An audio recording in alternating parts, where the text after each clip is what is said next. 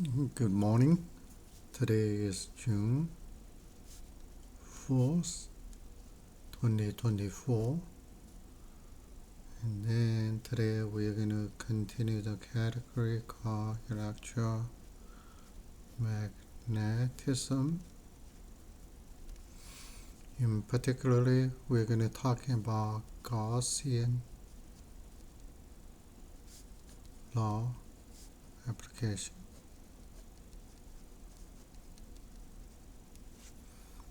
Okay, so for instance, if we have a conducting sphere, notice that's the conducting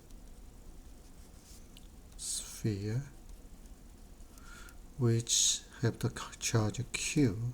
What does that mean? That means the charge is going to be uniformly distributed on the surface of the sphere. So this is just a cross section of it. So in other words, if this is the conducting sphere, then the charge is going to be everywhere on the surface. And then the thing I'm drawing is I cross cut it, and then you look from that directions. That's what you see over there.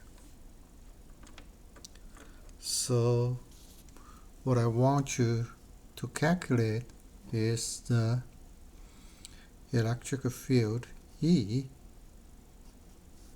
at a different location. For instance, if the radius of the sphere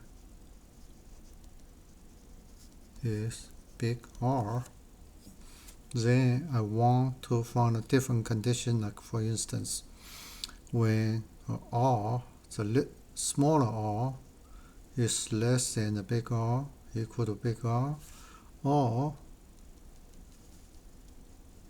is greater than the big R. In those cases, what is the electric field? Notice the electric field is always perpendicular to the surface, right? Everywhere. So what we need to do is we just calculate the magnitude of the electric field. Recall previously when we're talking about a point charge, right? If this is a point charge, and then with the Q, and then if we try to find the electric field around it, then the formula is the following. Again, we're just talking about the magnitude. That would be E equal to K times Q, which is the charge of the point, and then over R squared. R is the distance from the center to whatever the point of your interest. Okay, so that's your little r. So we're going to use that equation. So for instance, when little r, which is a random pickup sphere, is less than r, in this case, we don't have any charge right here, right? So the equation would be K Q R squared, which Q is 0, so the whole thing is 0. So if we draw a graph like that, let's say this is the our R direction, and then here is the E, right? So in other words, as long as the little r is less than big R, then the electric field is always going to be 0. Now, what about when little r equal to big R? In this case, the charge comes out, right? So the E again equal to K Q R squared would be K Q. In this case, the little r is equal to the big R. So that's indeed the value that we're looking for. So when this is R, then assuming this is the value called K Q big R square. So that's the point we have. Now what about when R equal to 2R, which means this 1R, 2R is right here. That's 2R, right? Then again, the E will be K Q R squared will be K Q 2R squared. And then will be K Q R squared times 1/4. In other words, at the 2R, the value is only a quarter of this value. So let's say 1, 2, 3. So it's probably right here. Again, when R equal to 3R, then the E will be equal to K times Q. R squared will be K Q. 3R squared will be K Q big R squared times 1/9. So if you divide this value to 9 little sectors, then at the 3R, it will be something right here.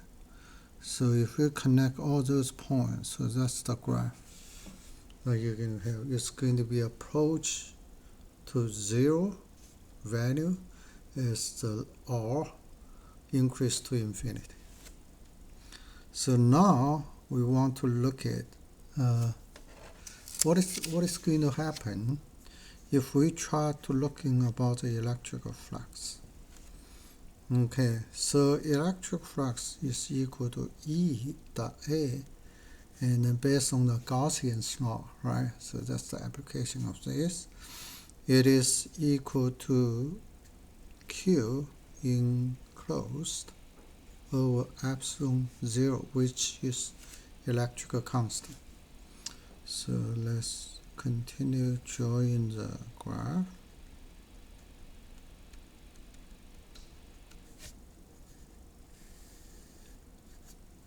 Again, this is going to be our R, the radius.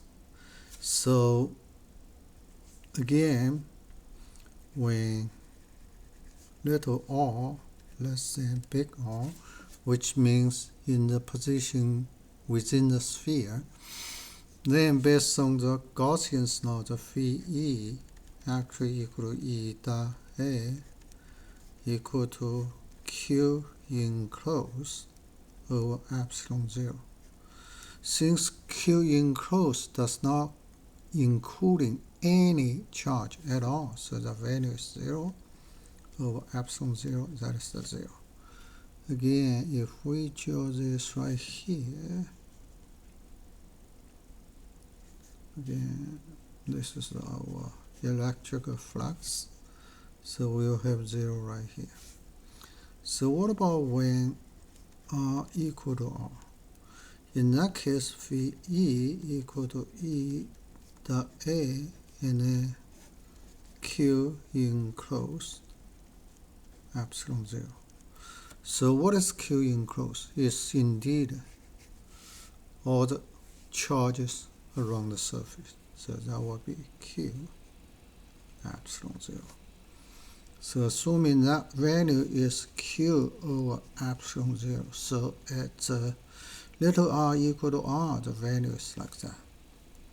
So what about when R equal to 2R? Then phi E equal to that's E dot A. Again, based on Gaussian's law, that's Q enclosed plus epsilon 0. Again, the Q enclosed is still the same amount of the Q divided by epsilon 0. So in other words, if it's 2R, it's the same thing. Again, if it's 3R, again, it's also the same thing, right? Because the value of the electrical flux only matters with the amount of the charge enclosed. They have nothing to do with the distance. So if we connect all of those, it will be like that, and it will extend forever. So that's all I want to share with you today. Feel free if you have any questions. leave it in the comment area, and then I will see you guys next time. Bye bye.